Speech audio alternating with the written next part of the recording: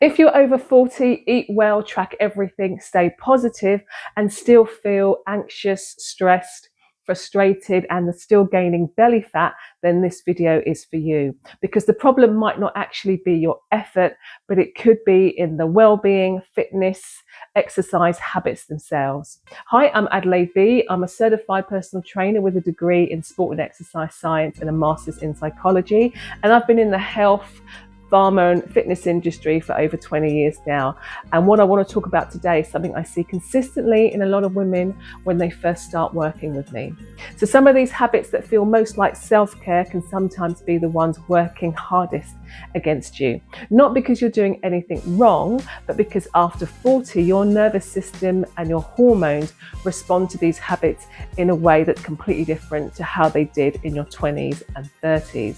So last Sunday, I talked about 4 physical habits that are incredibly common in women over 40, habits that can actually quietly work against the very results you're training for.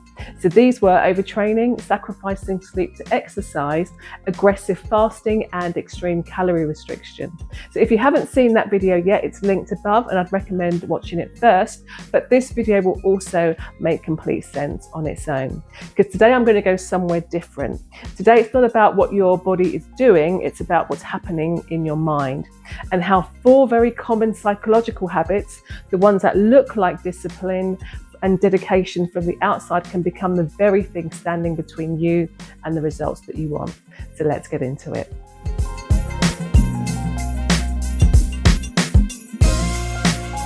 Clean eating and obsessive tracking when healthy becomes a stressor. This topic is more nuanced and I want to handle it carefully, because I'm absolutely not saying that eating healthy and eating well doesn't matter, or that tracking your food is wrong. What I'm actually saying is that there is a very, very fine line. And for many women in midlife, that line often gets crossed without realizing it. Orthorexia is a term used to describe an unhealthy obsession with healthy eating. Not eating too little necessarily, but being so rigid and rule-bound and anxious about food quality that the mental and emotional stress of it outweighs the actual physical benefit. And the research on this is clear. The anxiety, fear, and guilt around food choices raises cortisol. That obsessive mental energy devoted to tracking macros, reading labels, categorizing foods as clean or dirty can keep your nervous system in a low-level state of vigilance and stress. And in a perimenopausal body that is already more stress sensitive, that background noise has a physiological cost. The same applies to obsessive tracking, constantly monitoring calories, your steps, your sleep scores, your heart rate variability, and when done from a place of anxiety rather than genuine curiosity, it can become another chronic stressor. So another signal to your nervous system that something needs to be managed, controlled, or fixed. So healthy eating should create freedom and not anxiety and fear. So tracking can be a really useful tool, but when it becomes something you can't function without, something that governs your mood, your self-worth, it has shifted from health tool to stressor. And in midlife, your body cannot afford more stressors. So you don't have to do any of these actions if you don't want to, but this week, I just want you to notice when you make a food choice, what's the feeling underneath it? Is it care? Is it control? So you don't have to change anything. I just want you to notice. Toxic positivity and the constant grind, the invisible stressor. So this is the one that nobody talks about in fitness content, and I think it might be one of the most important. So we live in a culture that celebrates output, that equates busyness with worth, that tells us to push harder, rise earlier, do more, be more, optimize everything. And for women over 40 who are often simultaneously managing careers, families, aging parents, relationships, and the invisible mental load of holding everything together, that cultural pressure is relentless. But here's what most fitness content doesn't fully acknowledge. Your body doesn't distinguish between the stress of a workout and the stress of a difficult week at work. It doesn't distinguish between the stress of a heavy lifting training session and the stress of a sleepless night with a sick child. nor does it distinguish between a deliberate physical challenge and the accumulated years of overfunctioning. It all goes through the same physiological system. It raises your cortisol levels. It all affects your recovery, your hormones, your sleep, and your fat storage and your muscle maintenance. So when a woman who is already at full capacity adds a punishing fitness routine on top, she isn't building resilience. She is adding load to a system that is already at capacity. So toxic positivity in wellness culture makes this worse. The no excuses messaging, the earn your rest mentality. So I'm trying to think of other ones that I've heard, like the don't quit, win at all costs slogans. All of that rhetoric, the idea that if you're not seeing results, you simply haven't wanted it enough. That language is damaging, not because effort doesn't matter, because it does, but because it completely ignores the physiological reality of what chronic overload does to a midlife woman's body. Your tiredness is not weakness. Your need for rest is not laziness. So your body is asking you to slow down, and that is not a failure. It's information, and it deserves to be heard. Ask yourself honestly, when did you last rest without earning it first? Not because you took a rest day because your training program said you had to, but actually rested because you decided you deserved to. If you like what I've said so far, please do hit the like button, because it generally does help me reach more women who are going through this exact same thing. And if you want to be part of the community, please hit subscribe. I post on Sundays, and I'd really love to have you here. Now let's get on to the next habit. Comparison and the body you used to have. Why looking backwards keeps you stuck. Now, there's a habit I want to talk about that doesn't look like a habit at all. It doesn't involve food, it doesn't involve training, and it often happens quietly without you even noticing that you're doing it. And it's comparing your body now to the body that you had before 40, before kids maybe, before a particular year you can probably name without thinking too hard. And I want to be honest with you about something. So this isn't really about vanity, and it's not about wanting to look a certain way for the sake of it. For most women, it's something closer to grief, because that comparison isn't just I looked different then. It's I felt different, I moved differently, and I recognized myself.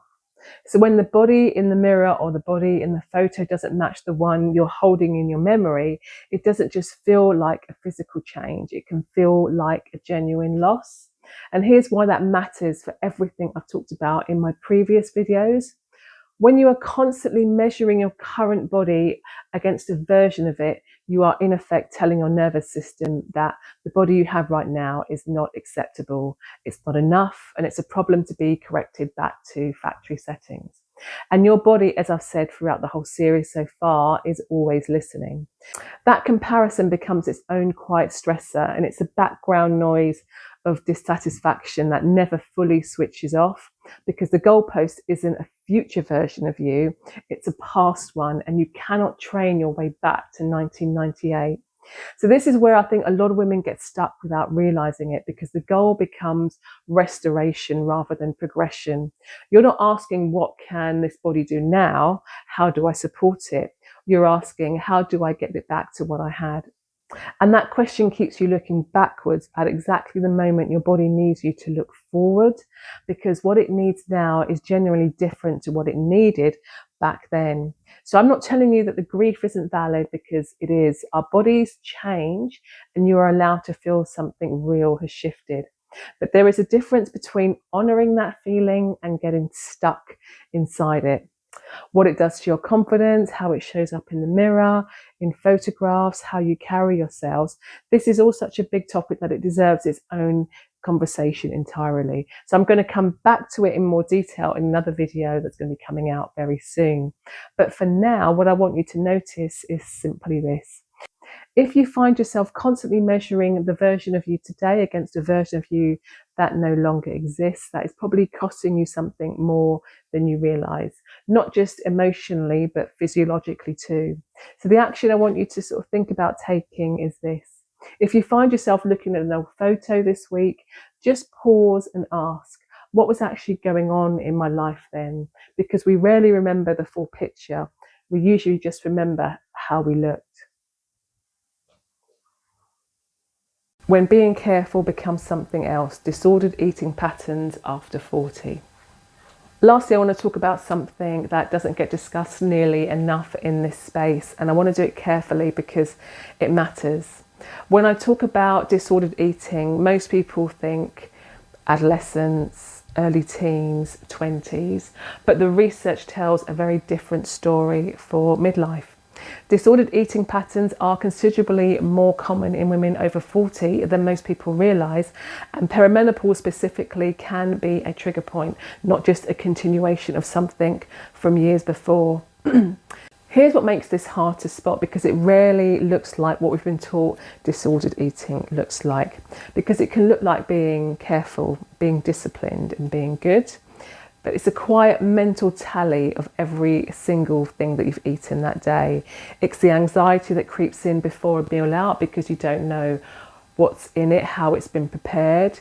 It's the relief of having earned food through exercise, and the rule that says foods are off limits, not because of any health reasons, but because of how they make you feel about yourself afterwards. So none of that gets labelled as disordered by the person doing it. It gets labelled as trying hard, taking control, finally getting serious about your health. And I understand why, because in midlife, when your body is genuinely changing for physiological reasons, the instinct to grip tighter onto control feels not just understandable, but responsible. But here's the line worth paying attention to. If food, your body, or eating is taking up a significant amount of your mental energy every single day, if it's a source of anxiety more than a source of nourishment, if missing a workout means days of guilt, or if eating off plan completely derails your whole mood, that is worth looking at, not with judgment, but with honesty. So this isn't about diagnosing yourself from a YouTube video, it's about giving yourself permission to notice. Because so many women in this exact stage of life are quietly struggling with this and have never really said it out loud, not to a friend, not to a doctor, and not really fully to themselves, because it doesn't fit the picture that they have of what a disordered relationship with food is supposed to look like. If anything from what I've just said felt familiar, you don't have to label it, diagnose it, or do anything with it right now, but just allow yourself to notice. That noticing on its own is already something. So there are people who can help, who are trained for exactly this, and reaching out is not an overreaction, it is self-care. So I'll put some organisations in the description below, depending on where you are in the world, or in the UK, in the US, or worldwide. So that's 4 habits, 4 things that look like discipline from the outside, and 4 things that a perimenopausal body and a nervous system might experience as stress. So none of them look dramatic, and that's exactly why they're so easy to miss in others and in ourselves. So these habits don't come from nowhere. They come from fear, sometimes grief, and often a deep desire to feel in control of a body that's starting to feel unfamiliar. And the way through isn't more discipline. It's what I've been saying throughout this whole video series. Your body needs to feel safe before it can feel strong. So next week I'm going back to something practical, which is food, specifically why eating less is very likely making things harder, and what eating in this stage of life actually looks like.